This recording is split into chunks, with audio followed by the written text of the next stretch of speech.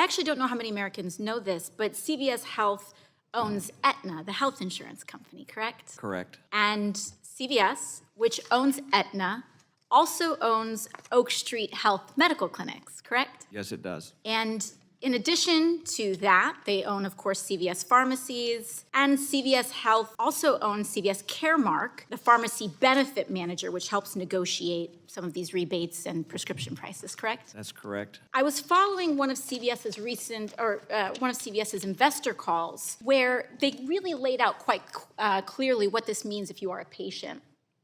This is what's known as a captive strategy. And CVS, in the investor call, used the example themselves of a patient known as Kate. Kate has an Aetna health insurance plan right here, and which is owned by CVS Health. She then goes to a CVS pharmacy. She's connected to an Oak Street Health medical clinic. She sees a doctor at Oak Street Health who prescribes her medication. And then she goes to fill that prescription at a CVS pharmacy. So the price Kate pays for that medication is dictated by Aetna, CVS Caremark, and they also own the drug manufacturer Cordavis. Mr. Joyner, this is quite a bit of market concentration. Wouldn't you agree? No, I wouldn't agree that it's market concentration. I would suggest it's a model that works really well for the consumer. I think it works very well for CVS. In fact, you all said on the call that you all call it a fully engaged member. It's great marketing there.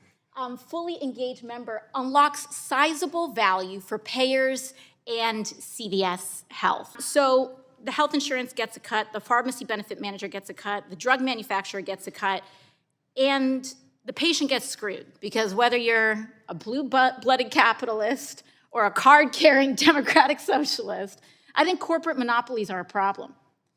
And this vertical integration is destroying people's ability to access care. But when you own the care, when the insurer owns the pharmacy, owns the PBM, owns the drug manufacturer, you also own the healthcare cost. You own a big chunk of the healthcare cost.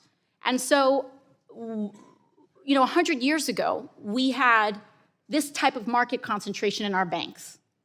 And we did something about it when it crashed the economy. And we passed the Glass-Steagall Act. We should be considering that in our healthcare system. And if we believe in competition, I think we should put our votes and our legislation in alignment with that and consider breaking up this industry in order to allow the competition that prevents this kind of vertical integration and abuse of power. And with that, I yield back.